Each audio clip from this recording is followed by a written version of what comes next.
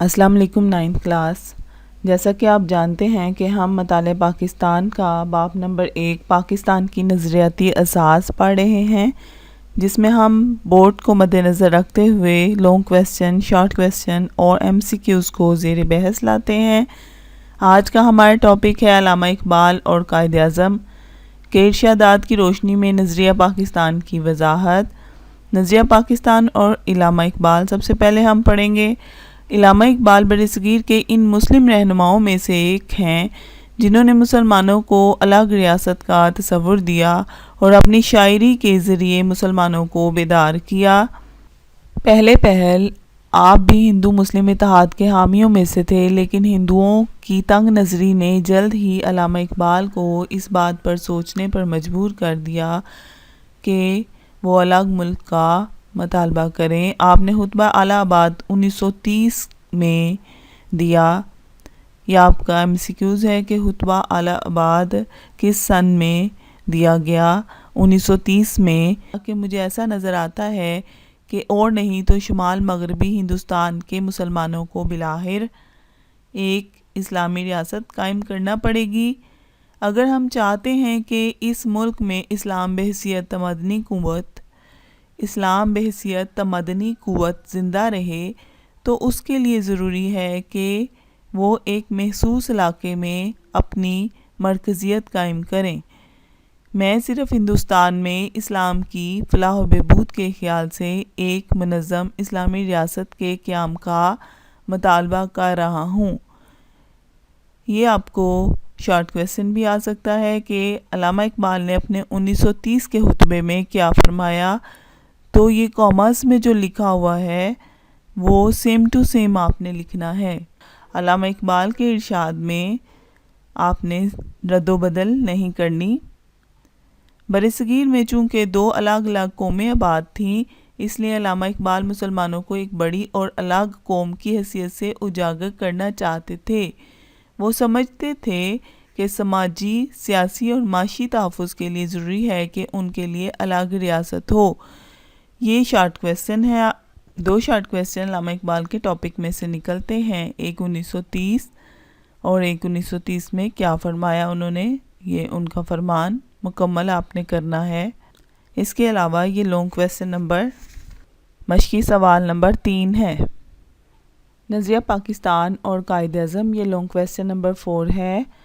تاریخ میں کچھ ایسی شخصیات گزری ہیں جنہوں نے اقوام کی تقدیر کو بدل کر رکھ دیا۔ قائد اعظم بھی ان شخصیات میں سے ایک ہیں جنہوں نے برصغیر میں مسلمانوں کی تقدیر بدل کے رکھ دی۔ قائد اعظم نے دو قومی نظریے کی حمایت کی۔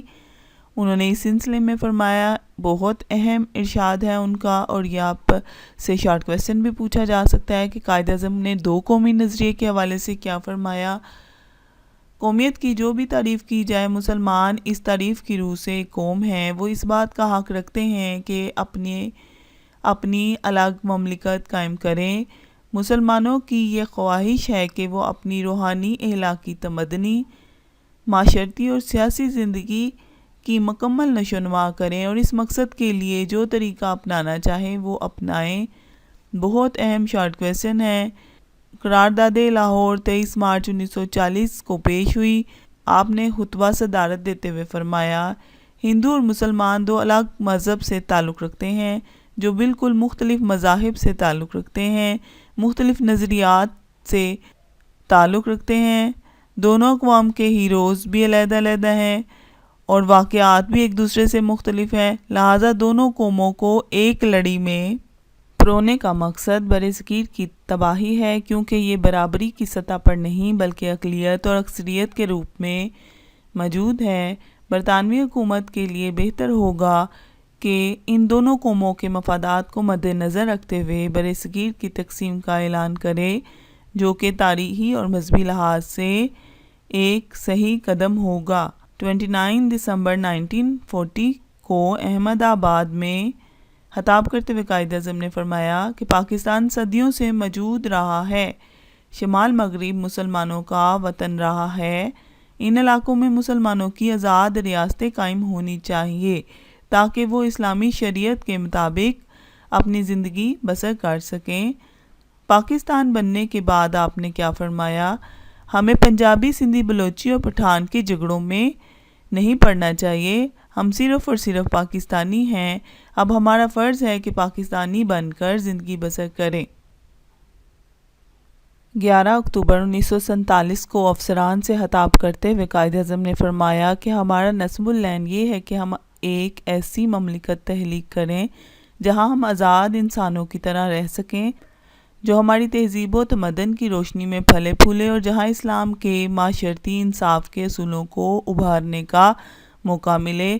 1 جولائی 1948 کو قائد اعظم نے اسٹیٹ بینک کا افتتاح کرتے ہوئے فرمایا، بہت اہم شارٹ کویسچن ہے آپ کا۔ مغرب کا معاشی نظام انسانیت کے لیے ناقابل حل مسائل پیدا کر رہا ہے اور یہ لوگوں کے درمیان انصاف قائم کرنے میں ناکام رہا ہے۔ ہمیں دنیا کے سامنے ایک ایسا معاشی نظام پیش کرنا ہے جو اسلام کے صحیح تصور، مساوات اور سماجی انصاف کے اصولوں پر مبنی ہو۔ ڈیئر اسٹوڈنٹس، یہ آپ کا لانگ کویسچن نمبر 4 ہے۔ بہت اہم لانگ کویسچن ہے اس کے اندر، جو ایسے بھی پوچھا جا سکتا ہے کہ 11 اکتوبر 1947 کو افسران سے خطاب کرتے ہوئے کیا فرمایا۔ یہ شارٹ کویسچن ہے۔ 1 جولائی 1948 کو اسٹیٹ بینک کے 1 جولائی 1948 کو اسٹیٹ بینک کا افتتاح کرتے ہوئے کیا فرمایا، یہ بھی شارٹ کویسچن ہے۔ شارٹ کویسچن کے حوالے سے بھی پوچھا جا سکتا ہے، اور لانگ کویسچن بہت زیادہ اہم ہے، آپ کا بہت امپورٹنٹ لانگ کویسچن ہے۔ ڈیئر اسٹوڈنٹ، ہم مشرقی سوالات میں MCQs کی طرف آتے ہیں۔ کانگریسی وزارتوں کا دور رہا 1937 سے 1939 تک۔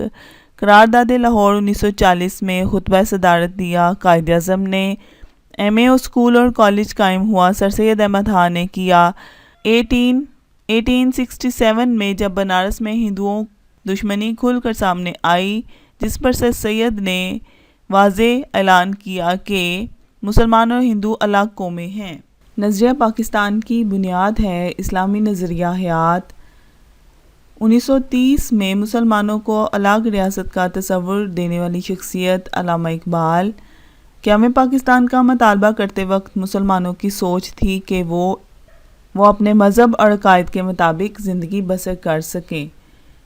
ٹھیک ہے اسٹوڈنٹس، آج ہم نے نظریہ پاکستان اور علامہ اقبال، نظریہ پاکستان اور قائد اعظم اور MCQs پڑھے، MCQs کے نشانات لگائے۔ آپ اسے اچھے طریقے سے یاد کر لیجئے گا۔ اللہ حافظ۔